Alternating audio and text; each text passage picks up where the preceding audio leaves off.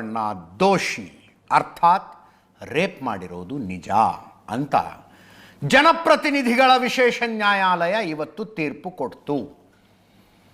ಇಷ್ಟು ದಿವಸ ಆರೋಪಿ ಅನ್ನಿಸಿಕೊಳ್ತಾ ಇದ್ದ ಪ್ರಜ್ವಲ್ ರೇವಣ್ಣ ಇವತ್ತು ಅಪರಾಧಿ.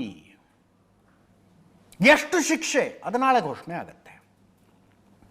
KR ನಗರದ ಸಂತ್ರಸ್ತೆ ಕೊಟ್ಟ ದೂರಿನ ಆಧಾರದ ಮೇಲೆ ತನಿಖೆ ನಡೆದು ಚಾರ್ಜ್ ಶೀಟ್ ಸಲ್ಲಿಕೆಯಾಗಿತ್ತು. ಕಳೆದ ಲೋಕಸಭಾ ಚುನಾವಣೆಯ ಸಂದರ್ಭದಲ್ಲಿ ಪೆನ್ ಡ್ರೈವ್ಗಳು ಹರಿದಾಡ್ಬಿಟ್ಟು ಹಾಸನ ಲೋಕಸಭಾ ಕ್ಷೇತ್ರದಲ್ಲಿ ಸಾವಿರಾರು ಪೆನ್ ಡ್ರೈವ್ಗಳು ಎಲ್ಲ ಪ್ರಜ್ವಲ್ ರೇವಣ್ಣದಾಗಿತ್ತು. ಅವುಗಳ ಪೈಕಿ 4 ಕೇಸ್ಗಳ ರಿಜಿಸ್ಟರ್ ಆದವು. ಅದರಲ್ಲಿ ಫಸ್ಟ್ ಕೇಸಿನ ತೀರ್ಪು ಇವತ್ತು ಬಂದದ್ದು. ಮನೆಗೆಲಸದಾಕೆಯ ಮೇಲೆ ಅತ್ಯಾಚಾರವೆಸಗಿದ್ದಂಥ ಪ್ರಕರಣ ಇದು. ಜಡ್ಜ್ಮೆಂಟ್